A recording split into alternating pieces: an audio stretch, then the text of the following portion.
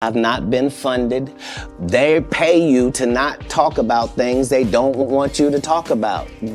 They tell you that themselves. Recently, Katt Williams appeared in one of the most contentious interviews of the year, appearing in an episode of the podcast Club Shea Shea hosted by Shannon Sharp. Prepare yourself, as Katt Williams did not hold back in this interview and was quick to expose everybody who had ever talked poorly of him. There is a lot to unpack. He calls out well-known celebrities like Kevin Hart and Ludacris for being members of the Illuminati, in addition to exposing other comedians for fabricating his name. Chris Tucker. Not the smoky kind. Whoa, man. However, these aren't the only things he mentioned, so stay tuned as we dissect everything for you. You know what the number one job of somebody that sold their soul in Hollywood is? What? Is to act like it didn't happen. The Chris Tucker that we got now is Epstein Island Chris Tucker, not Smokey.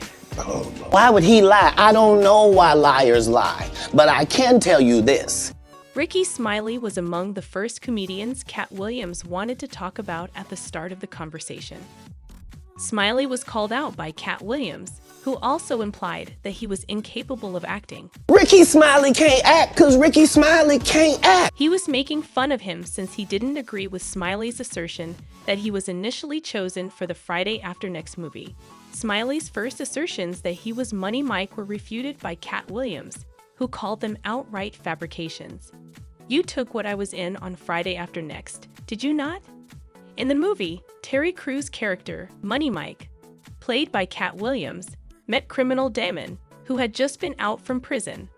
According to Katt Williams, he developed a strong dislike for Smiley, the movie's thieving Santa Claus, after Smiley defended his character's lack of wealth in order to make a joke. In actuality, Rickey Smiley was fine with the Money Mike in the original script becoming wealthy in the restroom. Removing that moment, according to Williams, would be twice as humorous as Money Mike getting torn. The problem with Friday After Next is we're trying to make a classic comedy. And this comedy involves and is never funny, no matter who it happens to or what the circumstances are. If you would allow me to allow us to do this movie without a black man getting in it, I promise you that it will be twice as funny as it would be with him getting raped. The next day, Smiley addressed Katt Williams in an episode of his own show. He reiterated his assertions on the part. Additionally, he clarified that Williams wasn't assigned the part before the pimp aspect of the character was established. He made it plain at the conclusion of his response that he felt nothing but the best for Katt Williams. We want to wish Katt Williams the best or whatever. It ain't nothing but love over here just because we don't agree. He was so egregious, I put in my contract that I won't work with Rickey Smiley again unless he's in a dress. Now, what was Rickey Smiley's next movie? Was it First Sunday?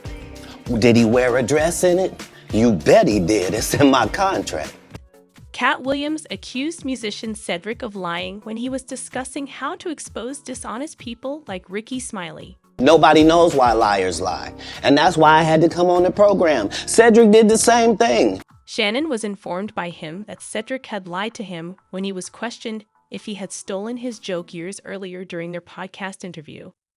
Cedric allegedly stole a line from Katt Williams, who made an appearance on Beat's stand-up comedy series Comic View in 1998. In the 2000 movie, The Original Kings of Comedy, Katt Williams accused the barbershop actor of stealing the joke. It doesn't line up, he said. How come you saw me perform it at the Comedy Store in 2019 and on the Kings of Comedy after I did it on TV in 2018? He said it don't line up. How it don't line up that I did it on TV in 2018? You came to see me at the Comedy Store do it in 2019 and then did it on the Kings of Comedy. Like, what doesn't line up? Katt Williams claims that Cedric merely substituted the word spaceship for the word car in his joke on Kings of Comedy, delivering it precisely. Katt Williams asserted that Cedric and comic and TV personality Steve Harvey, his lifelong buddy, had already expressed regret for the purportedly pilfered joke. He claimed to have forgiven him for more than 10 years, but he didn't come clean about it until 2022, when he denied stealing the joke. For his part, Cedric informed Sharp in 2022 that Williams' charge was baseless and the product of internet trolling. Then he asserted that Williams' assertions were inconsistent with the chronology of the comedian's joke-telling. And Katt say you stole one of his jokes. Yeah, like, I mean, it was ridiculous. You know what I mean? It was like the idea of the joke that he was even talking about don't even match up with no timeline. So for me, it was one of those things like... Did you have a conversation? Did you guys sell it? Did you have a conversation with Katt? Well, I responded to him the way he responded to me, but that's what I said as well. I've seen Katt, you know, even before then. Right. I've seen this guy 30 times. Like, dog, if you literally was that upset about it, like, dog, just step to me and say, hey, yeah, why say didn't you say nothing? Like, that don't even make sense. This is some internet shit, and that's all I can say. So, following the broadcast of this interview, fans used Twitter to compare and contrast the parallels between the two jokes by posting snippets from the comedian's performances. Katt Williams' stage name at the time was Cat in the Hat. He subsequently clarified that he had to change it after receiving a cease and desist letter from Disney. You had your car radio up so loud that you couldn't hear the damn thing when it cut off. It looked like this. You flossing in a 6-shift convertible.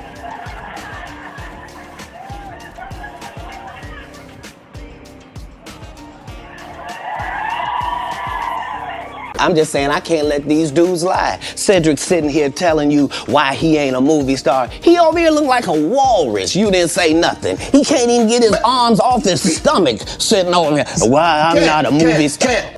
Not long after accusing Steve Harvey and Cedric the Entertainer of lying, Katt Williams went on to denounce Kevin Hart as a manipulative in the entertainment industry. He clarified that Kevin's background was nonsensical because, before landing a major role in the film Soul Plane, he was never selling out theaters or comedy clubs.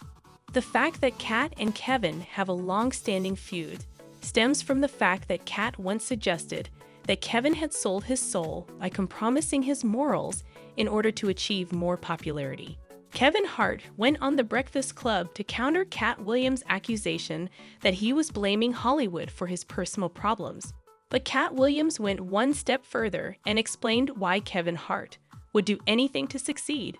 Although Katt Williams has already addressed Kevin Hart's charges of drug misuse and studio manipulation, when he rejected Kevin's accusations on Shannon's show, he made sure to clarify his position by asserting that he had never before had a problem with illegal drugs, much less any movie studios. Katt's on drugs. Where are the stories? Why is there no story of anybody who ever sold a drug to me, did a drug with me, was around me when I was inebriated? I got 5 daughters. I got 5 sons. Why would we tell these ridiculous stories? Because it's competition. The industry doesn't mess with Katt because he didn't show up for the studio.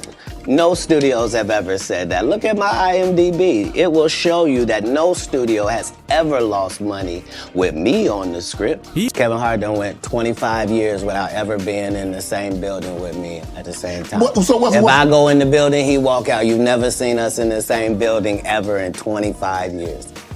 Since there is competition, Katt's lack of attendance at the studio doesn't bother the industry. Studios have never made such a claim. Check out my IMDb page. You'll see that no studio has ever suffered a loss of money working with me on a script. He continued by saying that it had been more than 25 years since he and Kevin Hart had been together in the same location. Kevin Hart and I did not share a building for 25 years at any point. You haven't seen us in the same building in 25 years if I enter and he leaves. Katt Williams continues to be rather insistent about Kevin selling his soul to the entertainment industry's power brokers. To put things in perspective, he's talking about the long-running rumor that black male entertainers in Hollywood are forced to wear a dress in a motion picture before they can advance to the next level of recognition. But as more comedians and actresses have come out to discuss their remarkably identical experiences with the garment, this rumor is starting to feel more serious than just a mere conspiracy theory. One of the most prominent comedians to alert the audience to the risks involved in consenting to wear a dress for a film is Dave Chappelle. Furthermore, Dave discussed the reasons behind his rejection of a $50 million proposal from Comedy Central during his 2006 interview on The Oprah Show. So this is not something that just started happening recently. Like when I connect dots that maybe shouldn't be connected, I don't know. But certain dots, like when I see that they put every black man in the movies in a dress at some point in their career, I'll be connecting them down like, why all these brothers gotta wear a dress? This happened to me. I'm doing a movie with Martin. Yeah. The movie's going good. So I walk in the trailer. I'm like, man, this must be the wrong trailer because there's a dress in here. Dave continues by saying that he understood the type of money he was being given would come with restrictions, which is why he declined the proposal. In an interview, when asked about the clothing problem, Dave revealed the conditions under which he was not comfortable with Kevin Hart. Furthermore, even if he didn't say outright that he would never wear a dress, he did state unequivocally that he would not cross personal limits. Another legendary comic, Dave Chappelle, has revealed that he was approached by people in the business to wear a dress. Have you encountered that with scripts before? Dave Chappelle, another great comedian, said that, in the industry, they tried to make him wear a dress. Have you ever ran into that with scripts, and is that something that, you wouldn't do, for?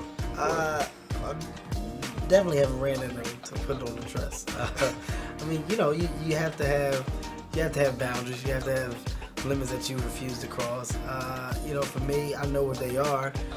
They've yet to been challenged, so I don't have to speak on them. I was asked to dribble a basketball on a talk show this morning. I said no to that.